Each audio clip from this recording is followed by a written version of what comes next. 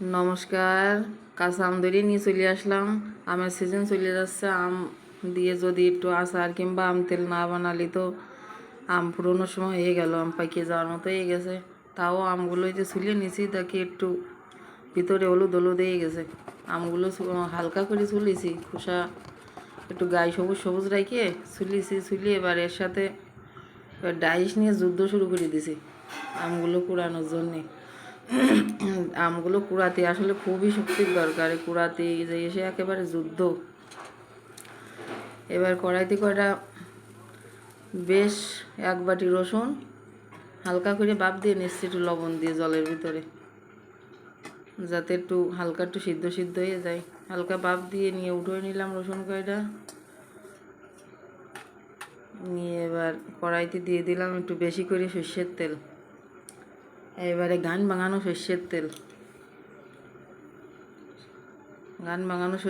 তার মধ্যে দিয়ে দিলাম কয়টা শুনো জাল কাটিয়ে ছিঁড়ে দিয়ে দিলাম। ওর মধ্যে দিয়ে দিলাম একটু গোটা গরম মশলা আর দিলাম পাঁচফোড়ন দিয়ে একটু লাল লাল হয়ে যাওয়ার অপেক্ষায় বসে রইলাম।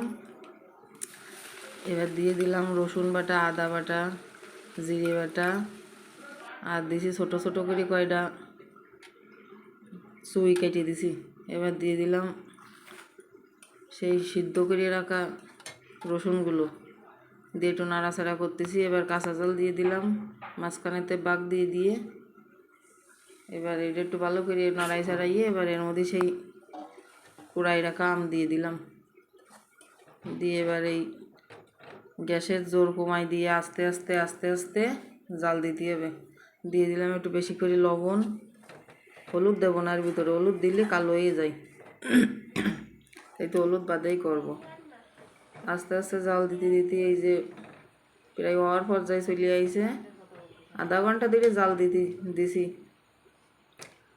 আধা ঘন্টা দিয়ে জ্বালাইয়ে একটু ধৈর্য ধরেই বানাতে হবে। জাল দিয়ে দিয়ে এবার দিয়ে দিলাম একটু চিনি বেশিও না অল্পও না, ওই হালকা টক মিষ্টি জাল হবে সেইভাবে একটু চিনি দিয়ে দিলাম। দিয়ে আবার একটু নাড়াই চাড়াই নিচ্ছি, ভালো করে মিশিয়ে নিচ্ছি। নিয়ে রসটা একটু টানাই নিতে হবে, ভালো করে কষে কষে নিতে হবে। এবার রান্না হয়ে গেছে। এবার একটা কাঁচের বয়মে করে নিচ্ছি। গত বছর তৈরি করিলাম সেই তো এই কাঁচের বোতলের মধ্যে ছিল, সেই কাঁচের বয়মে করে নিলাম আবার। নিয়ে এবার যে কোনো তরকারির সাথে খিচুড়ির সাথে 1 বছর রাখিয়ে এটা ভালোভাবে খাওয়া যাবে।